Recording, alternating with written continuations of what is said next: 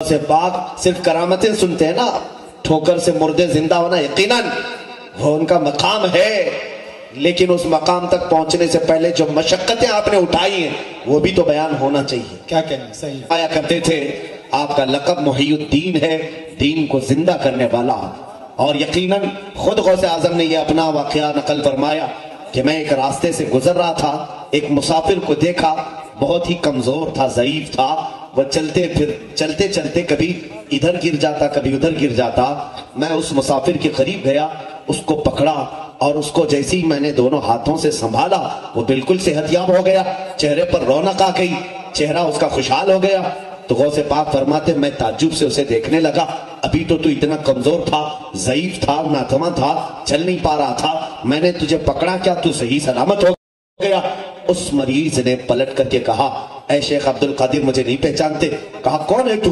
وہ مریض کہنے لگا میں تمہارے نانا جان کا دین اسلام ہوں، لوگوں نے مجھے کمزور کر دیا، تم نے ہاتھ لگا کر کے مجھے پھر سے زندہ۔ نعرہ تکبیر، نعرہ رسالت۔ آپ کا لقب محی الدین پڑا کہ دین کو زندہ کرنے والے کا نام عبد القادر جیلانی ہے۔ بے شک، بے شک۔ عزیزان گرامی، سرکار غوث الاعظم دستگیر رضی اللہ تعالیٰ عنہ کی کرامات اتنے ہیں کہ ہماری زندگی کی اتنی راتیں بھی نہیں ہیں کہ بیان کی جا سکے۔ سلطان الاولیاء کے کشف و کرامات پوری دنیا میں ایسے مشہور ہیں، اپنے تو اپنے شیخ الوہابیہ جو منکر اولیاء ہیں، منکر تصوف ہیں، صوفیہ پر تنقید کرنے والے، شیخ الوہابیہ ابن تیمیہ نے بھی لکھا ہے کہ جتنی کثرت سے کرامات میرے پاس شیخ عبد القادر جیلانی کی پہنچی ہے کسی اور ولی کی میں نے دیکھا ہی نہیں۔ الفضل لما شہید بہ الاعداء، دشمن جب کسی کی گواہی دیتے ہیں تو وہ گواہی، وہ فضیلت ہی کچھ اور ہوتی ہے۔ غوث الاعظم دستگیر رضی اللہ تعالیٰ عنہ بچپن سے، بلکہ آپ سے خود پوچھا گیا، کچھ چیزیں میں آپ کی ہی زبان سے سنا دوں۔ آپ نے اپنے قصیدے میں جو فرمایا، وجد کے عالم میں آپ نے ایک قصیدہ پڑھا جس کو آج قصیدہ غوثیہ کہا جاتا ہے۔ سقان الحب کأسات الوصال فقلت لخمرتی نحوی تعالی سعت ومشت لنعبی فی کؤوس فہمت بسکرتی بین الموالی فقلت لسائر الاقطاب لموا بحال وادخلوا انتم رجالی وہموا واشربوا انتم جنودی فساق القوم بالوافی ملالی شربتم فضلتی من بعد سکری ولا نلتم علوی واتصالی مقامکم العلا جمعا ولكن مقامی فوقکم ما زال عالی انا فی حضرت التقریب وحدی یصرفنی حسبی ذو الجلالی انا البازی اشہب کل شیخ ومن ذا فی الرجال اعطا مثالی۔ پورا قصیدہ پڑھنے میں وقت لگ جائے گا، لیکن اس قصیدے کے ایک ایک حرف میں ایک ایک موکل ہے۔ سبحان اللہ۔ غوث الاعظم رضی اللہ تعالیٰ عنہ کا ایک قصیدہ خود فرماتے ہیں تمام اولیاء کو مخاطب کر کے، اے گروہ اولیاء، میں نے جو جام معرفت پیا ہے، میری جام معرفت سے جو بچی تھی وہ تم نے پیا، اور اس کے بعد بھی اب تک تم میرے مقام کو نہیں پہنچ سکے۔ میں باز اشہب ہوں تمام اولیاء کا، حتیٰ کہ غوث الاعظم دستگیر رضی اللہ تعالیٰ عنہ یہاں تک فرماتے ہیں رب تبارک و تعالیٰ نے جو مجھے تاج پہنایا ہے کہ اگر میں اپنے دل کا راز کسی سمندر پر ڈال دوں تو وہ سمندر خشک ہو جائے گا، اللہ اکبر۔ اگر میں پہاڑوں پر ڈال دوں تو وہ ریزہ ریزہ ہو جائیں گے، اگر میں یہ راز دل میں موجود کسی آگ کے سامنے ظاہر کروں وہ ٹھنڈی ہو جائے، حتیٰ کہ فرماتے ہیں میں اپنے قلب کا راز کسی میت کے سامنے کھول دوں وہ اسی وقت اللہ کے حکم سے کھڑا ہو جائے، سبحان اللہ، اسی وقت کھڑا ہو جائے۔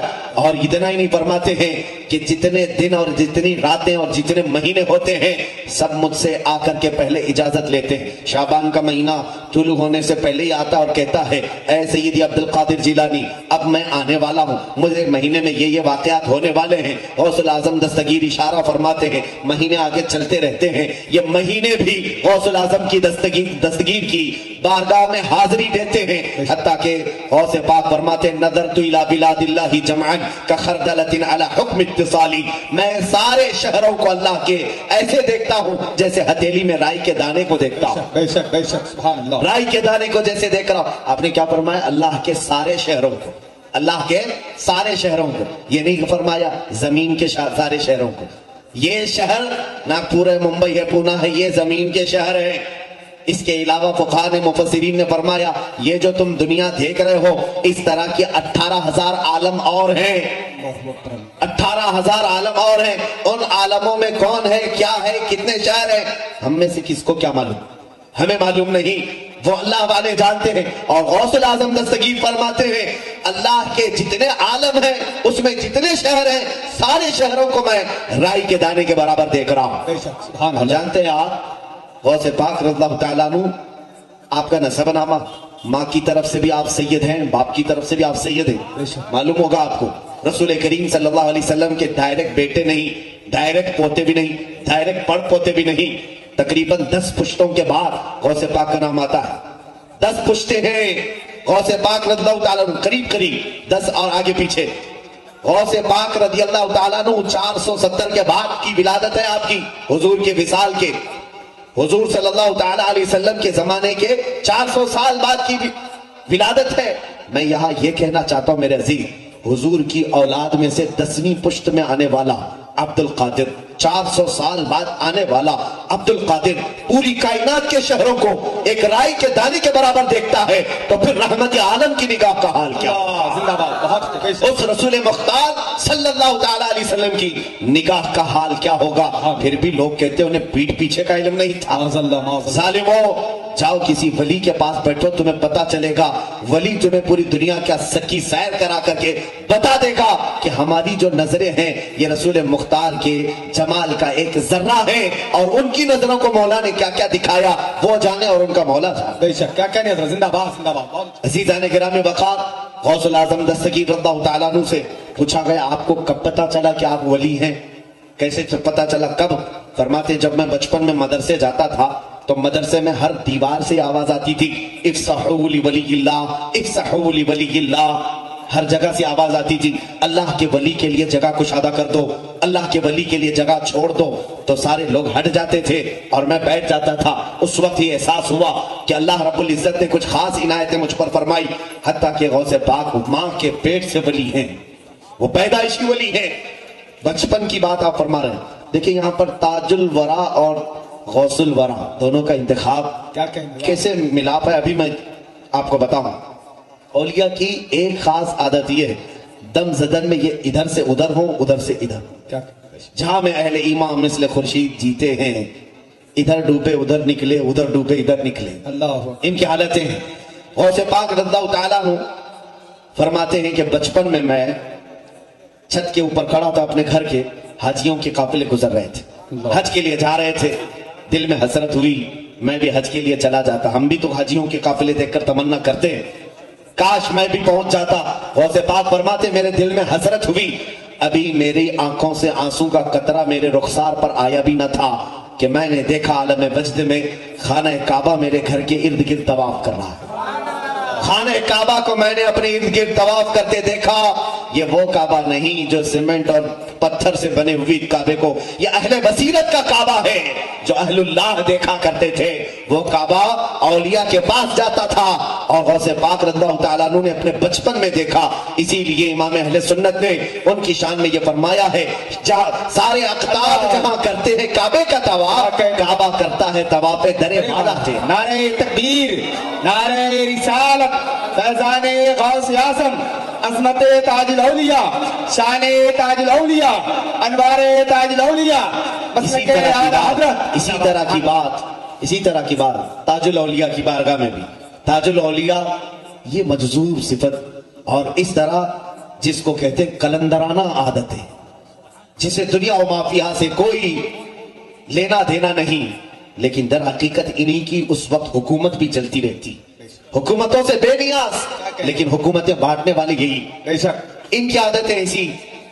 ایک صاحب مدراس سے آئے اور غریب تھے، تاج الاولیاء کے پاس، میں نے پڑھا کافی پہلے ہی، آ کر کے کہا کہ حضور حج پہ جانا ہے، آپ کے پاس بڑے بڑے سیٹ لوگ آتے ہیں، راجے مہاراجے آتے ہیں، کسی سے پیسے دلواؤ اور مجھے حج کروا دو۔ بہت سارے لوگ نظر و نیاز دیتے ہیں، وہ اتنی ساری نظریں آپ بانٹ دیتے ہیں، میرے حج کے پیسوں کا انتظام کر دو۔ مرید دیوانے ہوتے ہیں جو حقیقت میں ہوتے ہیں، پکڑ لیا۔ بابا نے کہا ٹھیک ہے رہ جاؤ، یہیں پر رہو۔ کئی دن گزر گئے، کئی نذرانے بھی آئے، اور جب جب نذرانے آئے پورے آپ بانٹ دیں۔ وہ صاحب کہتے ہیں میں دیکھتا رہا، موٹے موٹے پیسے والے سارے چیزیں آئے، سب غربا مساکین میں بانٹ دیتے، میرے ایک کا حج کرا دے تو بابا کو کیا ہوگا، کیا کمی ہوگی۔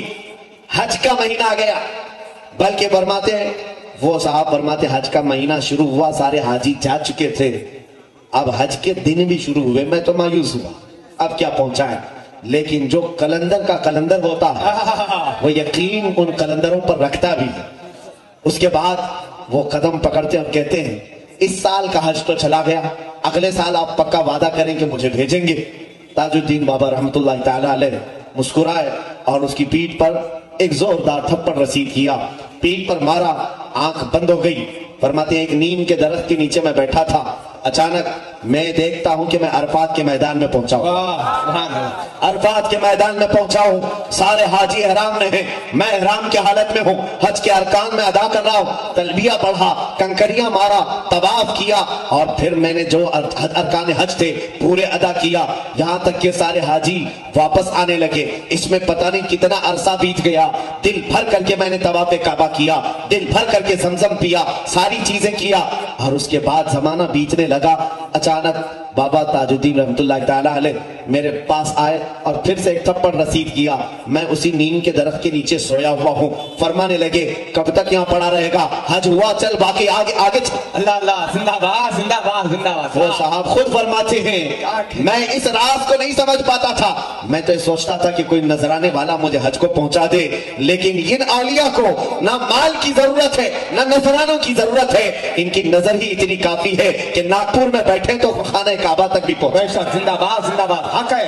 ये ताजुल वरा और वो ताजुल औलिया, ये ताजुल औलिया और वो गौसुल वरा, ये औलिया कामिलीन के मकामात है मेरे अजीजों। मैं थोड़ी बातें सुल्तानुल औलिया की ज़ात पाक पर अर्ज करके आगे रुखसत होता हूँ। सरकार गौसुल आजम दस्तगीर रज़ियल्लाहु ताला अपने जमाने तालिब इल्मी को देखे, दोनों भी शख्सियतों के लिए एक कॉमन चीज मिलती है, गौसे पाक शरीयत और तरीकत के संगम थे।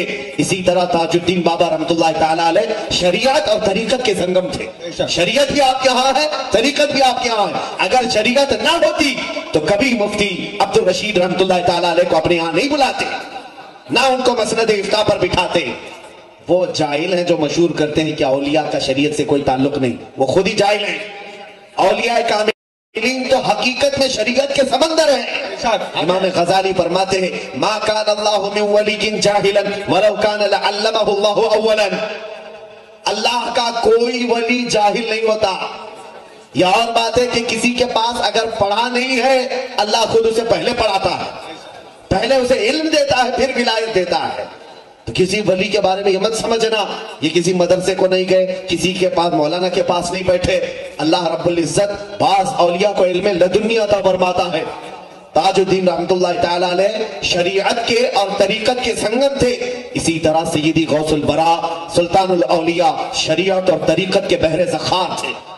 यहां से ये पता चलता है सच्चे औलिया के आशिकीन वो हैं जो शरीयत को भी पास रखते हैं, तरीकत को भी पास रखते हैं। बेशक एक बात याद रखें, कुछ लोग अगर गुमराह करें कि नहीं तरीकत की तरफ मत जाओ, सिर्फ शरीयत देखो, वो फासिक बना देंगे तुम्हें, फासिक बना देंगे। इमाम मालिक रहमतुल्लाह अलैह ने फरमाया जो सिर्फ शरीयत पढ़ता रहा और तरीकत की कोई बात नहीं सीखा, वो फासिक हो जाए।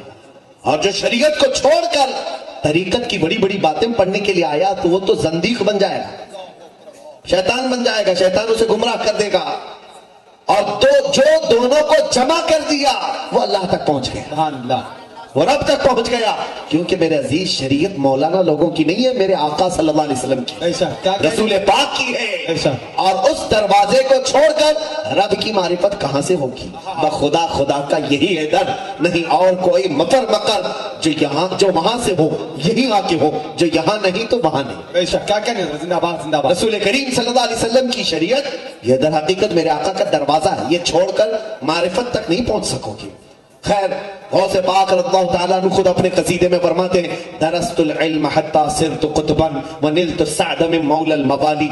मैं इल्म हासिल करता रहा, इल्म हासिल करता रहा, यहाँ तक कि मैं इल्म हासिल करने के जमाने में ही कुतुबियत के मकाम को पहुंच गया। सुभान अल्लाह, सुभान अल्लाह। कुतुब बन गए।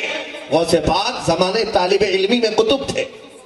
ये इल्म हासिल करते करते आज जरूरत है तलबाए इस्लामिया को जो मदारिस में पढ़ते उन्हें भी बताया जाए کہ تم علم جو شریعت کا حاصل کر رہے ہو ساتھ ہی ساتھ قناعت کا، صبر کا، توکل کا، رضا کا، ثبات کا، استقامت کا پڑھو گے تو تم زمانے طالب علمی میں بھی مقام باطن حاصل کر لو. کیا کہیں بے شک. لیکن آج مدارس خالی ہو گئے روحانیت سے، مدارس خالی ہو گئے تصوف سے.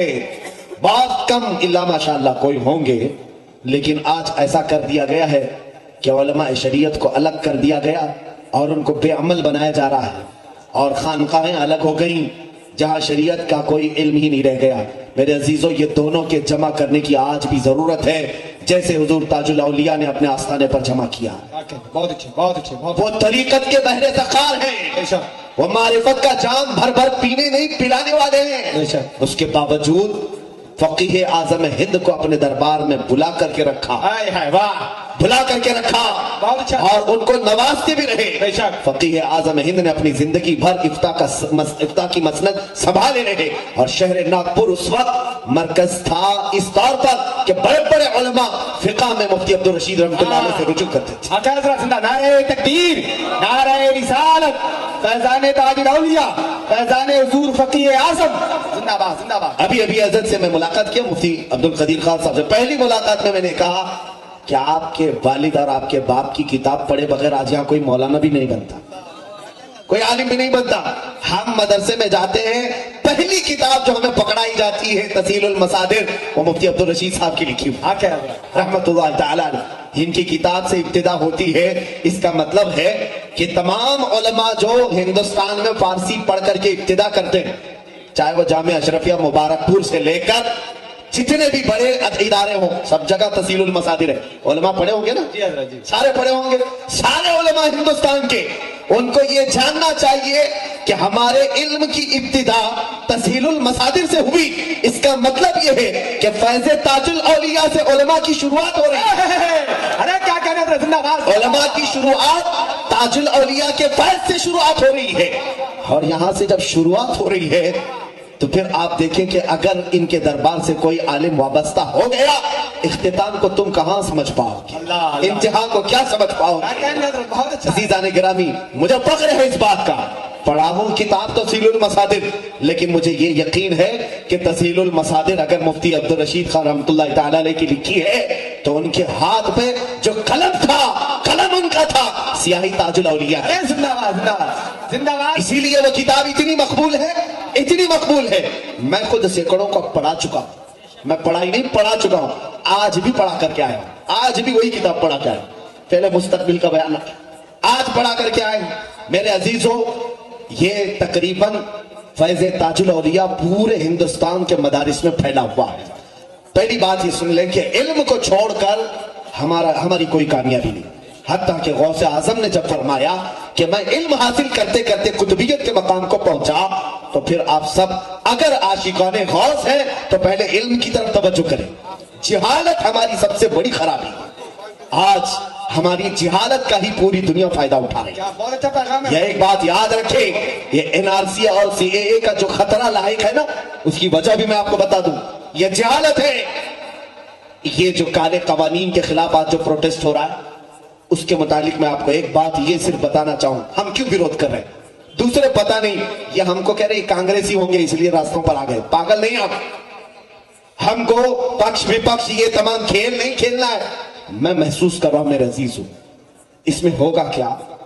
چھوٹے چھوٹے گاؤں کے بھی ہم نے دورے کیے، آج نہیں کافی دنوں سے. یہاں ہندوستان کے مسلمانوں میں علم کی کمی اتنی ہے کہ صرف ووٹر ID بنانے کے لیے اپنا نام بدل دیتے ہیں. اگر کچھ لوگ ڈرا دیں ان کو، اپنا نام تبدیل کرنے کے لیے تیار ہو گئے.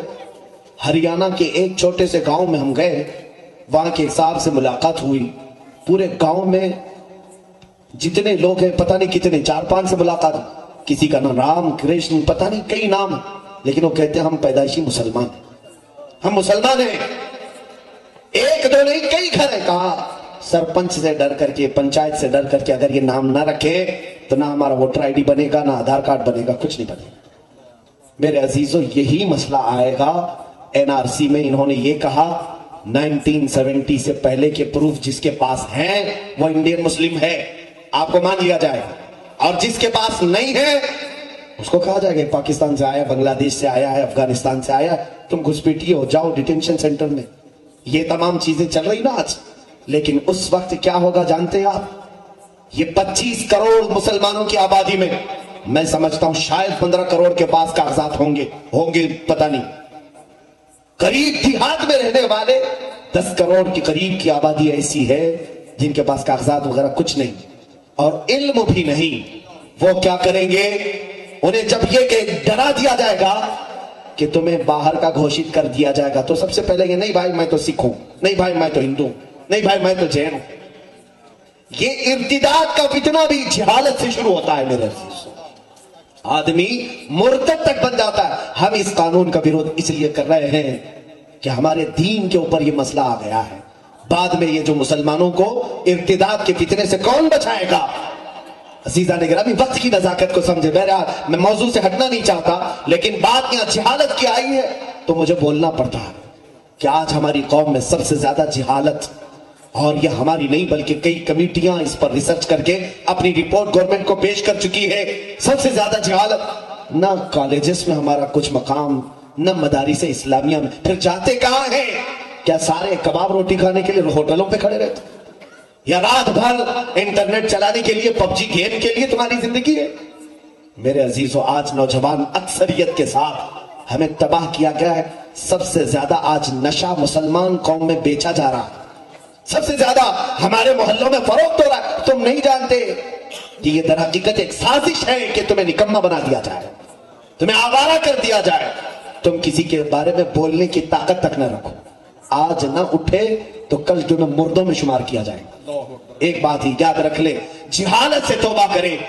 अरे मेरे अजीजों, इल्म की कोई उम्र नहीं होती। आज मेरी बात से अगर आप सहमत हैं, आज भी आप पढ़ सकते हो, आज भी पढ़ सकते हो। शेख सादी रहमतुल्लाह अलैह फरमाते, 7 साल के बाद तो मैंने पढ़ना शुरू किया। पढ़े होंगे, बहुत कुछ पढ़े होंगे, लेकिन वो जिस इल्म के बारे में फरमा रहे हैं, मेरी उम्र बीत चुकी थी। 80 साल की उम्र में पढ़े हुए मशाइख का भी जिक्र है हमारे पास। ये उम्र नहीं होती, लेकिन इल्म से दूर न जाओ। इल्म अगर तुम्हारे पास नहीं है तो तुम्हें कोई चीज पता नहीं होगी। ऐसा ही आदमी है जैसे एक अंधेरे कमरे में बैठा, कहीं से उजाला नहीं, सारी खिड़कियां बंद, दरवाजे बंद, तुम्हारे सामने 2 बर्तन ला करके रख दिए जाएं, एक में कीचड़ है और एक में हलवा है। दोनों में हाथ पड़ेगा कि नहीं पड़ेगा?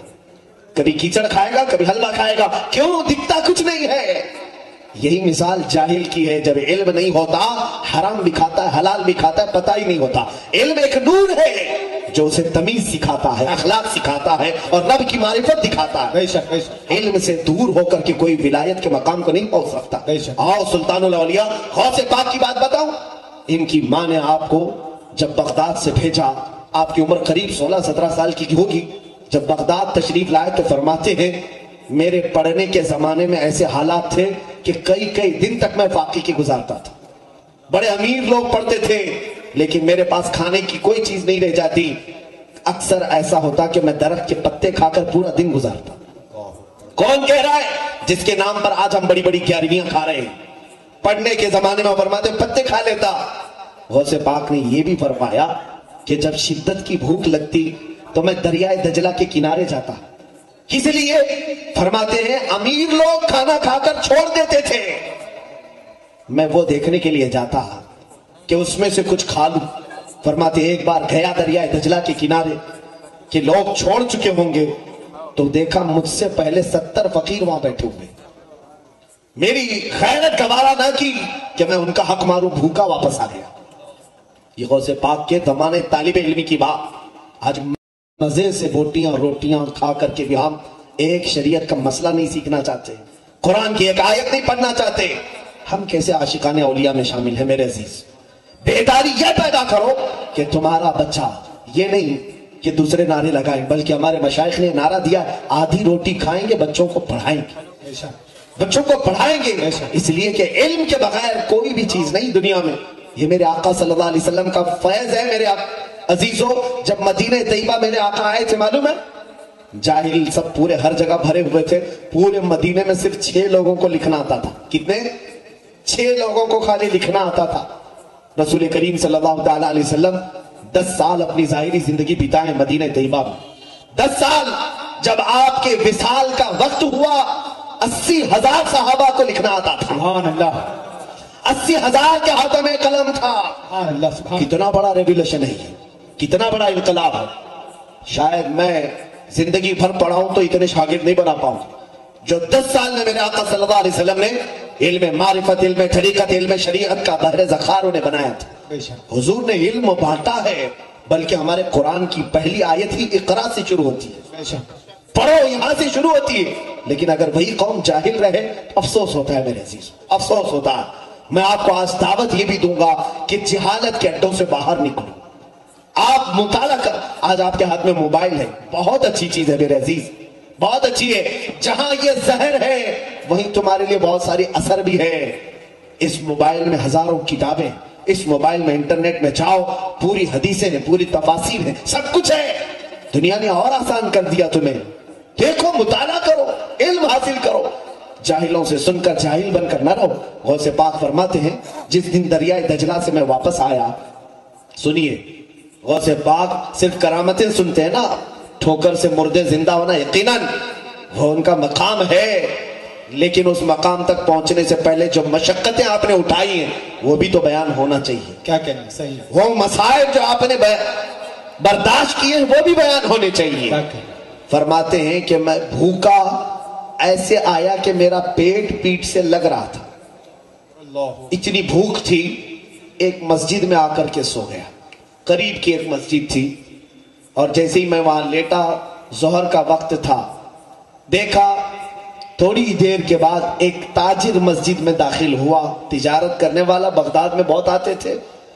وہ آیا اور اندر آ کر کے وہ نماز سے فارغ ہو کر کے اپنے ہاتھ میں کچھ تھیلی ولی تھی, کھولا تو اس میں گرم گرم کباب, اس کی خوشبو پھیل گئی, اور وہ کباب دسترخوان پر بچھا کر کھانے کے لیے بیٹھا. غوث پاک فرماتے میری نظریں اس طرف گئی تو اس نے مجھے دیکھا اور کہا بیٹا آ جاؤ دسترخوان میں شریک ہو جاؤ. فرماتے ہیں سنت یہ ہے کہ جب بھوک لگے اور کوئی بلائے تو نہ کہا جائے, شریک ہو جائے. میں شریک ہو گیا, دسترخوان پر بیٹھا. جب کھانے کی بات آئی تو اس نے مجھ سے پوچھا کہ تم کیا کرتے ہو؟ کہا میں پڑھتا ہوں, یہاں پر طالب علم ہوں. تو اس نے چونک کر کہا بہت اچھا ہوا کہ ایک طالب علم سے میری ملاقات ہوئی, میرا ایک مسئلہ تم سالو کر دو گے, حل کر دو گے؟ کہا بولے آپ کا کیا مسئلہ ہے؟ وہ تاجر کہتا ہے در حقیقت میں جیلان سے آیا ہوں, جیلان سے آیا ہوں جو غوث پاک کا مادری وطن ہے, جہاں آپ کے پیدا ہوئے. کہتا ہے میں جیلان سے آیا ہوں, تجارت کی غرض سے آیا تھا, تجارت میں بہت لاس ہو گیا, سب لٹ گیا. لیکن ایک بات ہے کہ میں جب جیلان سے نکل رہا تھا تو ایک بہت ہی عفت شعار خاتون ہے ہمارے شہر کی, جس کا نام فاطمہ ام الخیر ہے. سبحان اللہ, یہ غوث پاک کی ماں ہے. سبحان اللہ. فاطمہ ام الخیر بڑی پردہ نشین خاتون ہے. اس نے میرے ہاتھ کچھ درہم بھجوائے. اس نے یہ کہا کہ میرا بیٹا عبد القادر بغداد میں پڑھ رہا ہے, اس تک یہ پہنچا دو. تو میں وہ لے کر کے تو آیا, لیکن یہاں اتنے دن رہا, تجارت میں پورا خسارہ ہو گیا, مال ختم ہو گیا. اخیر میں میرے پاس صرف وہی درہم بچے تھے. بھوک کی اتنی شدت تھی کہ انہی درہموں سے میں ایک کباب خرید کر کے لے آیا ہوں. یہ جو ابھی کھا رہا ہوں یہ اسی بچے کے پیسوں کے کباب ہیں, میں وہ کھانے کے لیے بیٹھا ہوں. تم مجھے یہ مسئلہ بتاؤ, کیا میرا یہ کباب کھانا ابھی جائز ہے؟ غوث پاک نے فرمایا ہاں جائز ہے, کباب کھانا آپ کے لیے جائز ہے. کھا لیے. پورا کباب کھانے کے بعد اس نے پوچھا یہ مسئلہ مجھے بتاؤ کہ آپ نے کہاں پڑھا ہے, کسی کے بھی کباب کو کھانے کی آپ اجازت کیسے دے سکتے ہیں؟ غوث پاک نے فرمایا جس عبد القادر کو تم ڈھونڈ رہے ہو وہ عبد القادر میں. اللہ اکبر, اللہ اکبر. وہ شرمندہ ہو گیا. کہا کہ پہلے بتائے ہوتے ہیں تو میں سارے کباب تمہارے حوالے کر دیتا, اس کے تم ہی مالک تھے. غوث پاک نے فرمایا میں کسی کو کھلانے کے وقت اسے شرمندہ کر کے کھلانا نہیں چاہتا. اللہ اکبر. یا اولیاء کی شان ہے تو دیتے بھی ہیں تو احسان نہیں جتاتے. ہاں بے شک, بے شک. شرمندگی نہ ہو.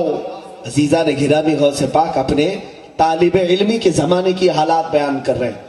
کباب بھی کھا لیے, پیسے بھی ختم ہوئے, پوری زندگی اسی طرح کی چلی, حتیٰ کہ اتنی مشقتیں آپ نے اٹھائی. ایک روایت میں نے سنی تھی بزرگوں سے, غوث الورا فرماتے ہیں ایک وقت ایک تاجر آیا بغداد میں, مجھ سے ملاقات کیا اور کہا تم عبد القادر ہو؟ کہا تمہاری ماں بڑی بیمار ہے اور بیوہ، پتہ نہیں اس کے گھر کی دیکھ بھال کون کرتا ہے، کبھی وہ باہر نہیں نظر آئی، وہ بیمار ہے، ہم نے محلے کی خواتین سے سنا ہے۔ غوث پاک کو رقت طاری ہو گئی، اپنی ماں کی یاد آ گئی، کئی سال بیت چکے تھے بغداد میں، رونے لگے، برداشت نہیں ہوا تو رات کو ہی سامان اٹھایا اور نکل پڑے۔ ماں بیمار ہے، غوث پاک اپنی ماں سے ملاقات کرنے کے لیے جو سفر کیے، جیلان سے بغداد کا سفر میرے عزیزو آج کے زمانے میں بھی پوری مکمل فاسٹ گاڑیوں سے بھی کرو گے تو تمہیں 2 دن لگ جائیں گے، 2 سے 3 دن لگ جائیں گے۔ وہ زمانہ مہینے بھر کی مسافت کا تھا۔ جب جیلان پہنچے اپنے پرانے گھر، رات کا وقت تھا، دروازہ کھٹکھٹایا، ماں اندر سے ہلکے ہلکے قدموں سے آئی، آواز آئی کون ہے؟ کہا عبد القادر۔ ماں نے اپنے بیٹے کا یہ لہجہ سنا، ظاہر سی بات ہے کس ماں کا کلیجہ نہیں دہل جائے گا، اپنے اتنے دیر کے بعد آئے ہوئے بچے کو کون نہیں دیکھنا چاہتی ماں۔ لیکن پہلا سوال اس فاطمہ ام الخیر نے یہ کیا، بیٹا عبد القادر تعلیم مکمل کر کے آئے یا ادھوری چھوڑ کے آئے؟ دروازہ کھولے بغیر پہلا سوال یہ، کروڑوں سلام تربت ام الخیر پر جو غوث کی ماں ہے۔ غوث پاک نے باہر سے کہا ماں ابھی تعلیم مکمل تو نہیں ہوئی لیکن تمہاری یاد ستانے لگی، آ گیا کہ ملاقات کر لوں پھر میں واپس چلا جاؤں گا بغداد۔ ماں نے اندر سے کہا عبد القادر ملاقات کی ضرورت نہیں، جاؤ تمہاری اور ہماری ملاقات انشاءاللہ قیامت کے دن ہوگی۔ فرماتے ہیں ماں نے دروازہ نہیں کھولا، میں الٹے پاؤں واپس پلٹ آیا، بغداد آیا، گھر تک پہنچ کر ملاقات نہیں کی۔ بغداد جب واپس آیا تو تعلیم حاصل کرتا رہا، یہاں تک کہ ایک بار پھر ایک جیلان کا تاجر آیا، مجھ سے ملاقات کیا اور اس نے کہا عبد القادر مہینہ ہو گیا تمہاری ماں کا انتقال ہو چکا، جنازہ ہم نے پڑھا اور دفن کر دیا۔ یہ ہے غوث الورا کی طالب علمی کی زندگی۔ آج ہم آرام دہ بستروں میں سو کر کے سوچتے ہیں سارا علم ہمارے دماغ میں ایسی ڈل جائے۔ وہ بڑے بڑے اولیاء، تاج الدین بابا رحمت اللہ تعالی علیہ کیا کہیں پڑھے نہیں تھے؟ یہ بھی اپنے اساتذہ کے پاس وقت بتائے ہیں۔ اولیاء کاملین اس کو عیب نہیں سمجھتے کسی استاد کے پاس زانو ادب طے کرنے کو۔ غوث الاعظم دستگیر رضی اللہ تعالیٰ عنہ علم شریعت اتنے دنوں تک حاصل کرتے رہے، اس کے بعد فرماتے ہیں 40 سال جنگلات میں نے دن گزارے ہیں، اور وہ بھی کس طرح سے؟ انگور کے ایک دانے سے سحری کرتا اور پانی سے تھوڑے سے پانی سے افطار کرتا، پوری اتنے سال بتائے۔ اور اس کے بعد غوث پاک رضی اللہ تعالیٰ عنہ مخلوق خدا کی ہدایت کے لیے شہر میں آئے، اور وہ بھی یوں ہی نہیں آئے۔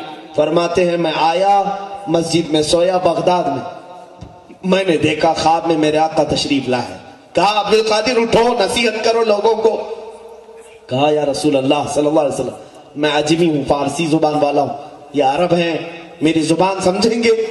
حضور پاک صلی اللہ علیہ وسلم نے فرمایا اپنا منہ کھولو۔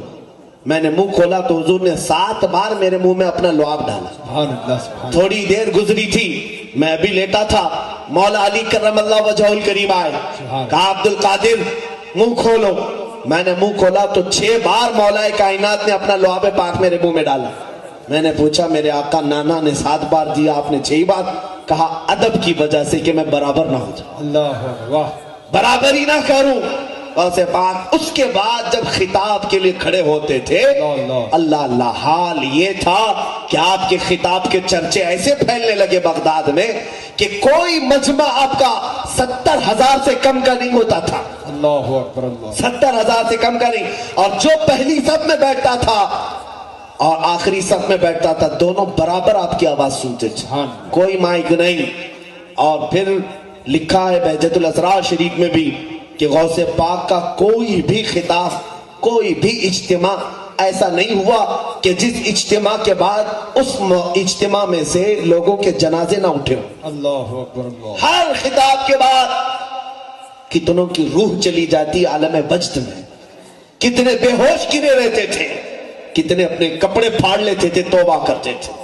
بس زبان کی بلا کی تاثیر تھی میرے عزیزوں، غضب کی تاثیر تھی. حتیٰ کہ جو زبان سے نکلتا تھا وہ دلوں میں ایسا پیوست ہوتا کہ زندگی بھر کے لیے وہ نقش کر لیتا تھا. جو ایک بار دربار غوث میں آیا، جب ڈاکوؤں نے صرف چہرہ دیکھ کر کے توبہ کیا تھا، تو جو دربار میں بیٹھتے تھے ان کا مقام کیا ہو. غوث العظم دستگیر زبان کی تاثیر صرف اتنی بتا دوں میں آپ. ایک بار اپنے بڑے صاحبزادے حضرت عبد الجبار کو کہا کہ آپ خطاب کرو. آج غوث پاک کے بڑے بیٹے حضرت عبد الجبار خطاب کے لیے کھڑے ہو گئے. مجمع سناٹے میں ہے. کافی دیر آپ نے خطاب کیا، لیکن وہ ماحول نہیں تھا جو سلطان الاولیاء کے مجمع کا ماحول ہوتا ہے. دھاڑیں نکلتی تھیں، چیخیں نکل جاتی تھی. وہ اتر آئے ممبر سے، کہا آپ جب بیان کرتے ہیں تو ماحول ہی کچھ اور ہوتا ہے. غوث پاک نے فرمایا بیٹھو تم، میں بیٹھ کھڑا ہوتا ہوں، میں ممبر پر جاتا ہوں. سنیے، غوث پاک ممبر پر گئے اور کیا بیان کیا جانتے ہیں؟ غوث پاک کے خطبات بھی میرے پاس ہیں، کیا کیا بیان کرتے ہیں میں نے بھی پڑھا. وہی چیز اگر آج میں بھی بیان کروں، تاثیر بہت الگ ہے. غوث پاک کھڑے ہوئے بیان کرتے ہیں، اے لوگو آج میرے گھر میں ایک حادثہ ہو گیا. یہاں میرا مجمع بھی سن کر کے بتائے کہ کس کو سمجھ میں آ رہا ہے، سمجھ میں آتا ہے کہ نہیں. غوث پاک فرما رہے اے لوگوں میرے گھر میں ایک حادثہ ہو گیا. آج لوگوں کے کان کھڑے ہو گئے. کہتے ہیں عبد الجبار کی ماں، یعنی اپنی بیوی کے بارے میں کہہ رہے ہیں، عبد الجبار کی ماں کافی دنوں سے مٹی کی ہانڈی میں ایک چھیکے سے لٹکا کر کے دہی جما کر رکھی تھی. دہی بنا رہی تھی تاکہ گرمی کی شدت میں دوپہر کے وقت میں دہی کھا سکو. کافی دن کے دہی کے جمنے کے بعد آج وہ مٹی کے مٹکے سے دہی کو نے اتارا. میں گھر میں ابھی پہنچا نہیں تھا کہ ایک بلا آیا اور پنجہ مارا، مٹکا ٹوٹ گیا، دہی بہ گیا. مٹکا ٹوٹ گیا، دہی بہ گیا.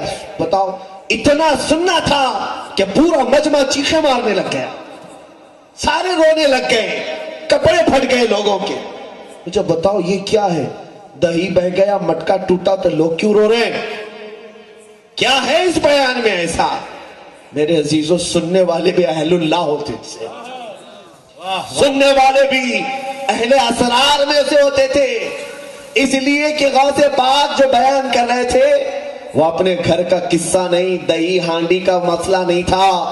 در حقیقت وہ اشارے میں یہ سمجھا رہے تھے اے لوگوں، دنیا کی زندگی ایسی ہوتی ہے کہ انسان مال جمع کرتا ہے، مال جمع کرتا ہے، مال جمع کرتا ہے، اتنا جمع کر لیتا ہے کہ کھانے کا وقت آیا ہوتا ہے، اس سے پہلے ملک الموت آتا ہے، پنجہ مارتا ہے، روح لے کر چلا جاتا ہے. اللہ اکبر، اللہ اکبر، اللہ اکبر. یہ بیان کرنا چاہ رہے تھے غوث پاک.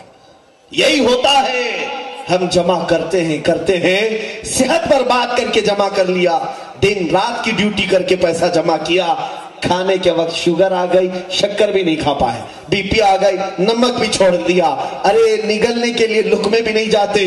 پھر وہ وقت بھی آ جاتا ہے، مال دھرا کا دھرا رہ گیا، ملک الموت ہماری روح لے کر چل پڑا. اللہ اکبر، اللہ.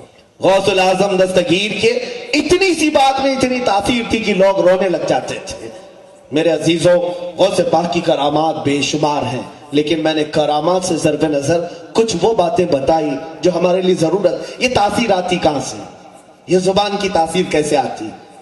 یہ زبان کی تاثیر کیسے آئے گی؟ اولیاء کی زبان میں جو ہوتی. بابا جو بولتے تھے تاج الاولیاء، بولنے کی دیر نہیں ہوتی تھی کہ کام ہو جاتا تھا. کیا آپ نے نہیں سنا؟ ناگپور والے اگر تاج بابا کو نہ سنے ہو تو سب سے بڑی جہالت ہے، سب سے بڑی جہالت ہے. آپ جو فرماتے، حتیٰ کہ ایک عورت آئی، ایک صاحب ہیں، وہ کہتے ہیں میری بیوی بہت ہی بیمار ہوئی، لا علاج مرض میں مبتلا تھی. ڈاکٹروں نے کہا کہ جو کھائے کھلا دو پلا دو، ہو گیا اس کا ٹریٹمنٹ ختم ہو گیا. تو وہ صاحب کہتے ہیں میں اپنی کمزور عورت کو لے کر کے بابا کے پاس آیا. بابا نے دیکھا اور ان کی جو زبان ہوتی ہے ہو جی، آپ نے فرمایا ابھی نہیں مرتے، ٹھنڈے کھاتے، ٹھنڈے پیتے اور جیتے. واہ واہ واہ واہ، سبحان اللہ. اتنا فرمایا. وہ صاحب کہتے ہیں میں دیکھا میری بیوی بالکل صحت مند ہے، اور اٹھی कई साल जी, बेशक आपकी जुबान से अभी निकला, सारे अतिब्बा ने कहा लाइलाज है, और इस कलंदर की जुबान से निकला सारा इलाज हुआ। वाह, जुबान की तासीर आती कैसे? एक बात याद रखें, जुबान में जो तासीर आती है, ये औलिया जो बोलते हैं, जुमले बोले और असर हो जाए, हम हजार बोले कुछ ना असर हो। हजरत निजामुद्दीन औलिया की बारगाह में एक साहब आए, कहा कि हुजूर मेरी बेटी की शादी है, कुछ कर दें। कहा जा कुछ पत्थर ढेला लेके आ जा। कुछ मिले, वो कहते मैं 3 ढेले लेके आया, 1 ढेला है, 2 ढेले, 3 ढेले, जो भी ले आए। महबूब इलाही निजामुद्दीन औलिया ने 3 बार कुल वल्लाह पढ़ा, उस पर दम कर दी, ले जा तेरी बेटी की शादी कर, और भी ऐसे जी।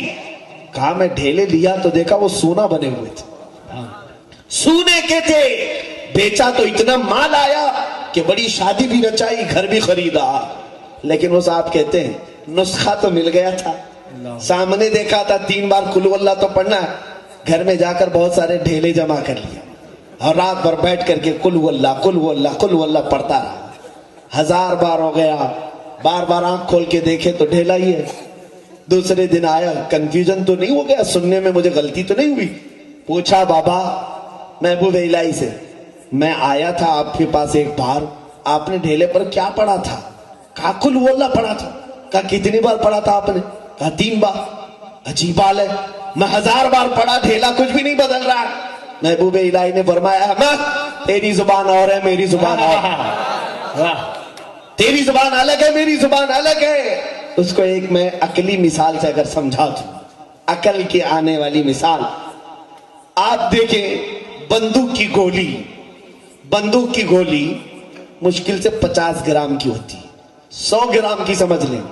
देखा होगा या नहीं देखा होगा पता नहीं आपने, पीतल की हो, तांबे की हो, जिसकी भी हो, वो बंदूक की गोली 50 ग्राम की, 100 ग्राम की, लो हाथ में आप उठा करके देख ले, और वो हाथ में लेकर किसी को मारो, मर जाएगा आदमी? ज्यादा से ज्यादा थोड़ी चोट लगेगी, इतना ही होगा ना। लेकिन उसी गोली को बंदूक में रख के मारो, फिर तो वो जान से हाथ धो बैठेगा। तो मेरे हाथ की क्या गलती थी? बात यही की है कि बंदूक में वो कमाल है कि बारूद को वो आग बना डालती है, मेरे हाथ में वो चीज नहीं।